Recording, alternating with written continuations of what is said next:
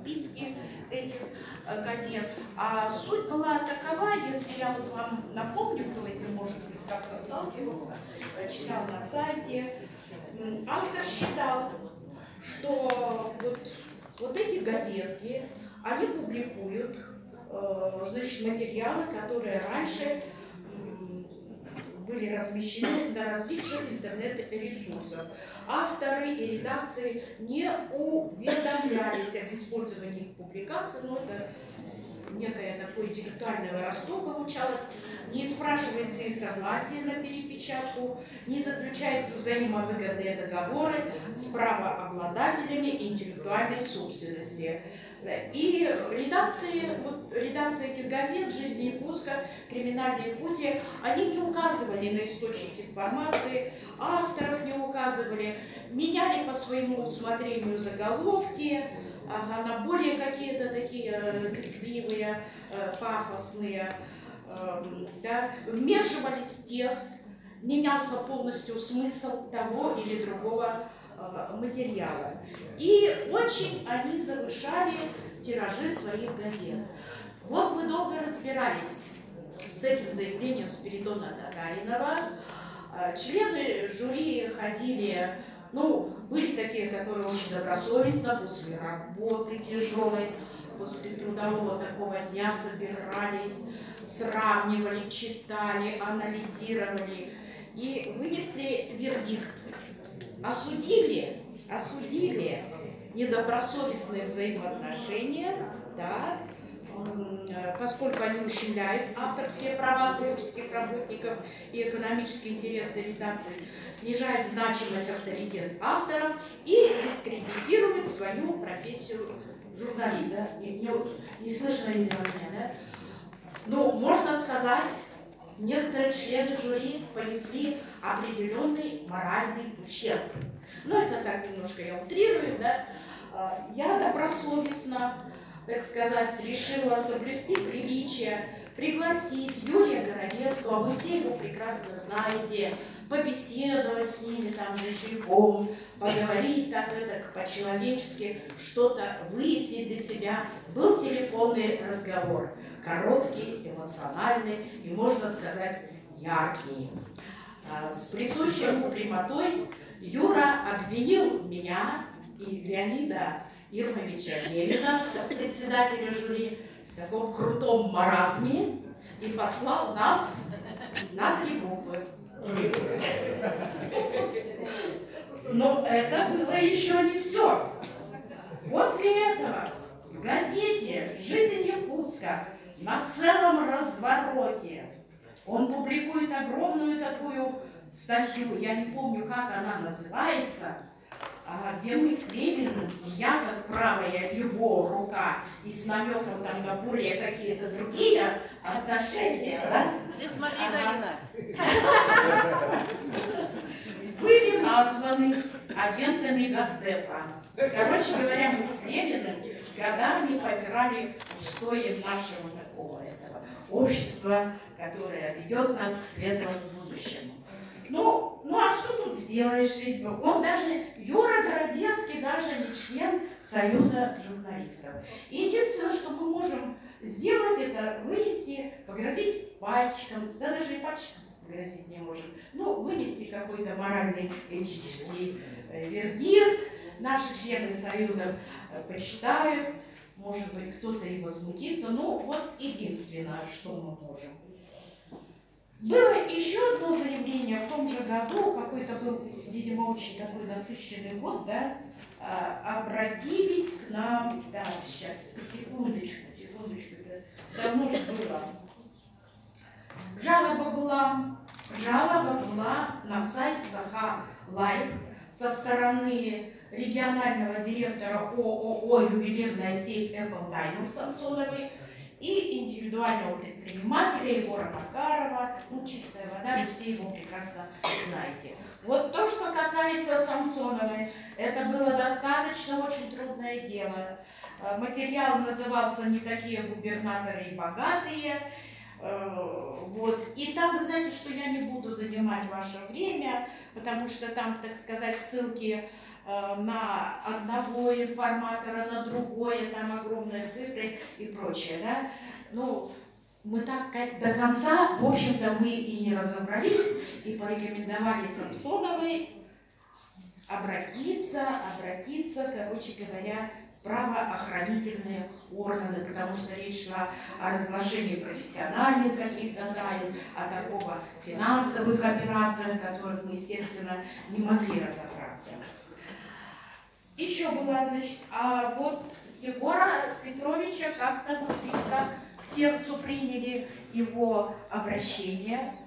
Неоднократно с ним встречались, читали вот эти вот публикации и, в принципе, пришли к выводу. Публикация называлась, ну, ребята, это вообще, конечно, да, зажравшаяся. Стоило даже на этот заголовок обидеться. Зажравшимся относился Егор Петрович Макаров.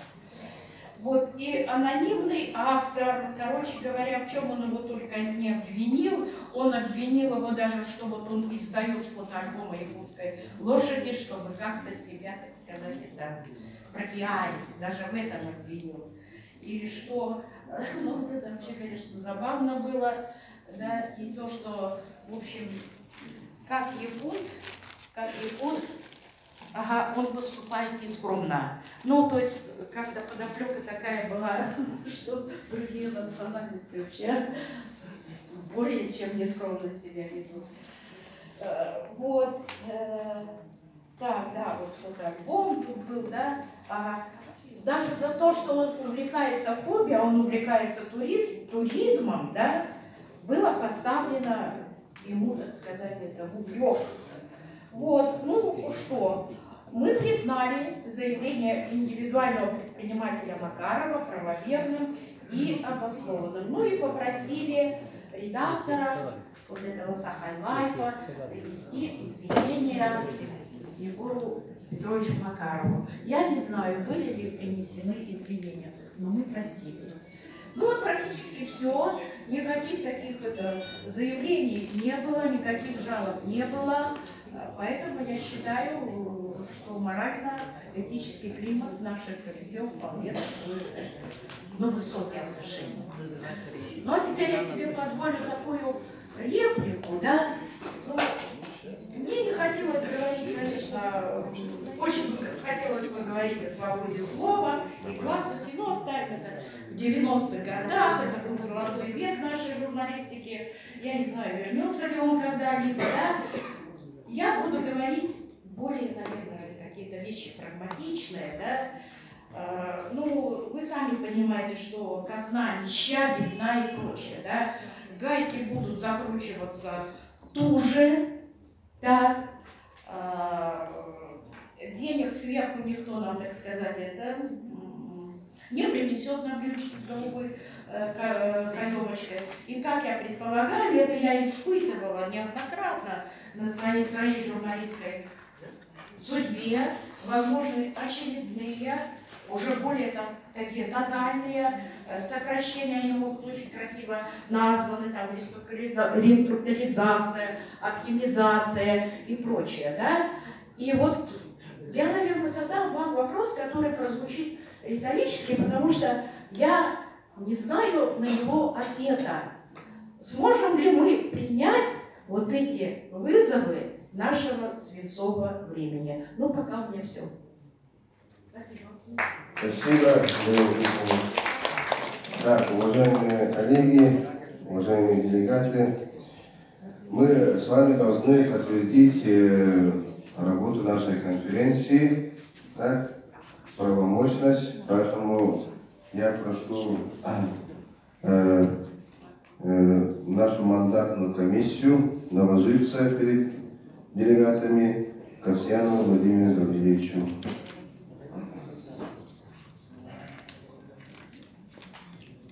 Уважаемые коллеги,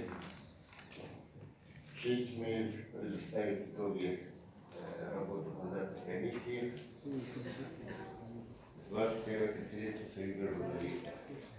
Так, протокол 1, по итогам протокола 1 мандатной комиссии 21-ю конференцию Союза журналистов Республики Саха-Якутии избрано всего 80 делегатов. На сегодняшний день здесь в зале присутствует 67 делегатов. Стало быть, у нас кворум правомочности подтверждается. Из этих делегатов от республиканских отделений СМИ 37, от устных отделений СМИ 15, от отделений негосударственных СМИ 2, от отделений госорганов 3, мужчин 28, женщин, как всегда, больше 39, ветеранов журналистов 9, молодежи до 35 лет 9 и фрилансеров у нас в зале 6 человек. Так, на голосование мандатной комиссии мы поставим вопрос о подтверждении полномочий 67 делегатов конференции. Мандатная комиссия единогласно проголосовала и решила подтвердить полномочия всех избранных делегатов, предложить 21-й конференции журналистов Республики Саха-Якутия утвердить доклад мандатной комиссии о подтверждении полномочий всех избранных делегатов в соответствии их количественного состава согласно пункту 5.5 Устава региональной общественной организации Союз журналистов Республики Саха-Якутия. И третье, предложить 21-й конференции Союза журналистов Республики Саха-Якутии продолжить работу, поскольку это полномочия подтверждается. Спасибо за внимание. Уважаемые, спасибо, Владислав.